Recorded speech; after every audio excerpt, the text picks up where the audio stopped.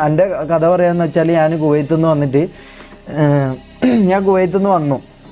അവിടുന്ന് ജോലി ഇതാക്കി. എനിക്ക് ഇവർ ഈ ലൈവ് ചെയ്യുമ്പോൾ ഇത് കാണുമ്പോൾ എനിക്ക് ഭയങ്കര ആഗ്രഹമായിരുന്നു. എനിക്ക് ലൈവ് ചെയ്യണം, ഇങ്ങനെ ചാനൽ തുടങ്ങണം, ഇങ്ങനെ ഇതാക്കണം, ഇങ്ങനെ ആൾക്കാരെ ഇതാക്കണം എന്നെല്ലാം എനിക്ക് ഭയങ്കര എൻ്റെ ഉള്ളിൽ.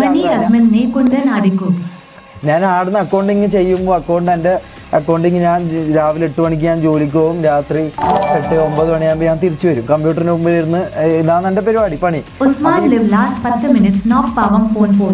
അപ്പോൾ രാത്രി ഇങ്ങനെ ലൈവ് ഉണ്ടാവും, തുപ്പിൻ്റെ ഇവൻ്റെ ലൈവ് ഉണ്ടാവും, മറ്റേ ഇവിടെ മരടിലെ വീട്ടിൽ നിന്ന്. അപ്പം ഞാൻ ഇത് കാണും. ഇത് കണ്ടിട്ട് ഞാൻ ഇങ്ങനെ ഭയങ്കര എനിക്ക് പൈസ കിട്ടും. പക്ഷെ വേറെ സന്തോഷമൊന്നുമില്ല, ജീവിതത്തിൽ സന്തോഷമൊന്നുമില്ല. ഇങ്ങനെ പണിയെടുക്കുക, രാവിലെ പോവുക, പണിയെടുക്കുക, വരിക, രാവിലെ 8 മണിക്ക് പോവുക, 10 മണിയാകുമ്പോൾ തിരിച്ചു വരിക. ഇതന്നെ എൻ്റെ ഡെയിലി റൂട്ടീൻ. നോക്കണം എടാ, എൻ്റെ കഥ ഒന്നും നിങ്ങൾക്ക് അപ്പോൾ കേൾക്കണ്ടേടാ.